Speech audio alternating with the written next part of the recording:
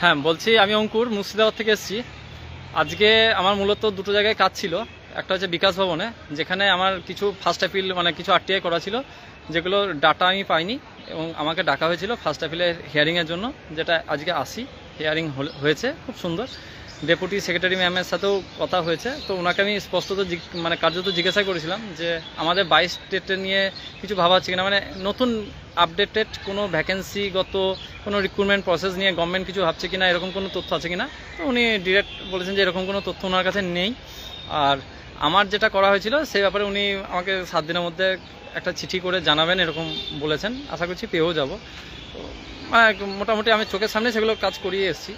আচ্ছা, আর তারপরে এসেছিলাম হাইকোর্টে। আমাদের আপনারা প্রত্যেকেই জানেন যে বিএডের সার্টিফিকেট বাতিলের যে মামলাটা চলছে, তার মানে সাবমিশন দেওয়ার যে ব্যাপারগুলো, এগুলো নিয়ে মানে অনেকেই পার্সোনাল মেসেজে বা এমনি জিজ্ঞাসাও করে ফেসবুকে যে কি আপডেট আছে বা কিছু। তো খুবই সীমিত সময়ের জন্য সেন্ট্রাল স্যারের সাথে কথা হলো হাইকোর্টে। তো উনি দ্রুততার সাথে করবেন এরকম বলেছেন। আর কিছু ডকুমেন্টেশন যেগুলো দরকার আছে সেগুলো জোগাড় করতে হবে আমাদেরকে। আশা করছি সেগুলো হয়ে যাবে আর কি।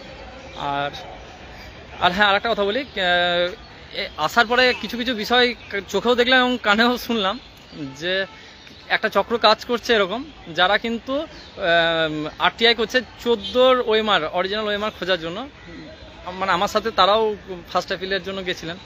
তো তাদের উদ্দেশ্যটা মানে মনোবাসনাটা অনেকটা এরকম যে ওটা পেলে অরিজিনাল তো দেখাতে পারবে না, তাহলে মানে আমাকেও টেট পাস করা হোক বা এরকম আবেদন করবে ভবিষ্যতে কোর্টের মাধ্যমে, এরকম হাজারো পরিকল্পনা।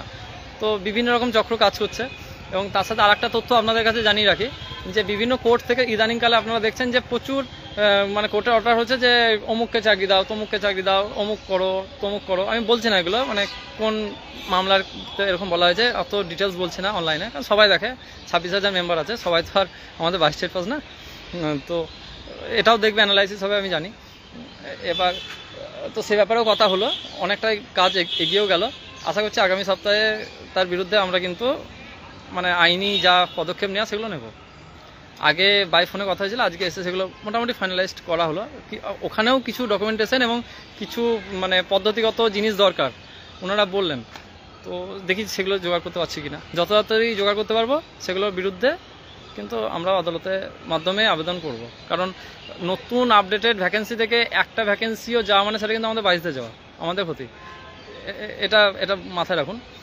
তো সেখানে মানে হিউজ নাম্বার বলে দিয়েছে এখানে ওখানে সেখানে, মানা যায় না, মানবো না। হওয়া মানে আমাদের ক্ষতি। তাহলে এত আন্দোলনের কোনো মানে হয় না, এত কেসের পেছনে ফান্ডিং তোলারও কোনো মানে হয় না। মানে ফান্ড নিয়ে টাকাগুলো ব্যাংকে রাখার জন্য না, ঠিক আছে? সঠিক সময়ে সঠিক জায়গায় সঠিক ব্যবহার করাটা হচ্ছে আসল উদ্দেশ্য হওয়া উচিত আমাদের। তো এটুকুই আপডেট আছে, মানে ছিল আর কি। তো এর বাইরে আর কিছু আমার বলার নেই আর কি। এটাই, ধন্যবাদ।